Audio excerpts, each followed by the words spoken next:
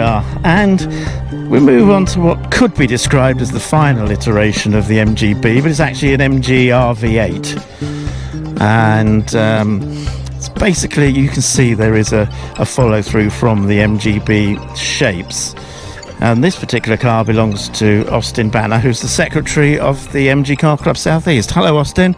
Hello, Tim. Hiya. This is your beautiful RV8. It is indeed. Well, I don't know whether you would call it beautiful, but it's certainly mine, yes. And this is the last one in our timeline of MGB 60s cars, but it's not really an MGB, I was going to say, it? it's a bit of a cheat, really, as one of the colleagues came along earlier, who's got an M-type right round the back, can't be seen, but there you go. And I said, yes, well, it's sort of an MGB. It is. I understand it's only about 5%. Yeah, it's kind of base. You can see the shape of the MGB within it, I think, within the design, but a lot more Very modern nearly curves. Coke bottle, I'll have you know. Not quite. They're Coke bottle? Yes. What does that mean, then? Well, the shape of haunch. the wing at the back. As per Ford. You've never heard of Ford, have you? I don't know what they are.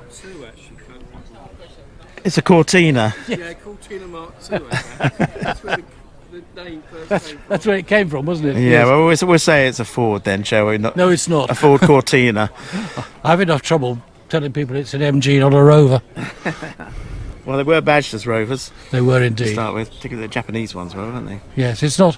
It's not a Rover V8 at all. That's why it's called RV8. Right. Exactly. So, you've had this car long? About 15 years, I think. 15 years now. Yeah.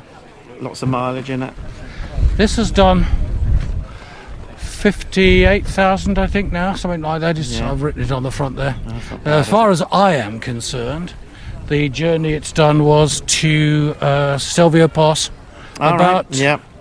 4 or 5 years ago, I suppose. Yeah. Now. Yeah. That was good fun. That's a good trip, that one. I've done that one It is a myself good to the trip. It is a Stelvio good trip. in The my other car MG. gave me fun and games. We went up the Stelvio. They always tell you whether the Stelvio's open or not. Said it was open. Great. Off we go up the Stelvio, and sure enough, it was open until you get to the top.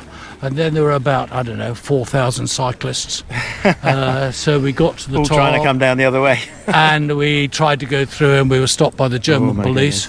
And even I can understand 5 Stunde.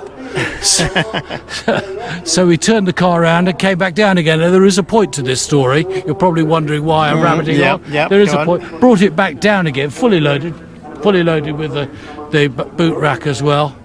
Halfway down, I said to Alison, my other half, that's interesting. I have no brakes Ah, at all. that's not so good, is it?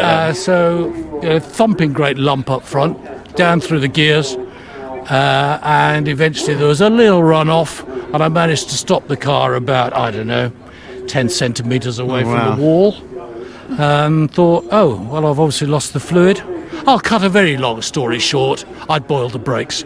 Oh, no. So, Well, it can happen when you're up there so in this the car mountains. now runs on racing fluid.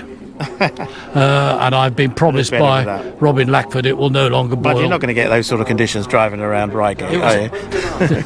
It was about 32 Oh, yeah, degrees, Reigate Hill's quite steep. but not usually 32 degrees. No, that's true, that's true. Great, thank you for showing us your car, Austin.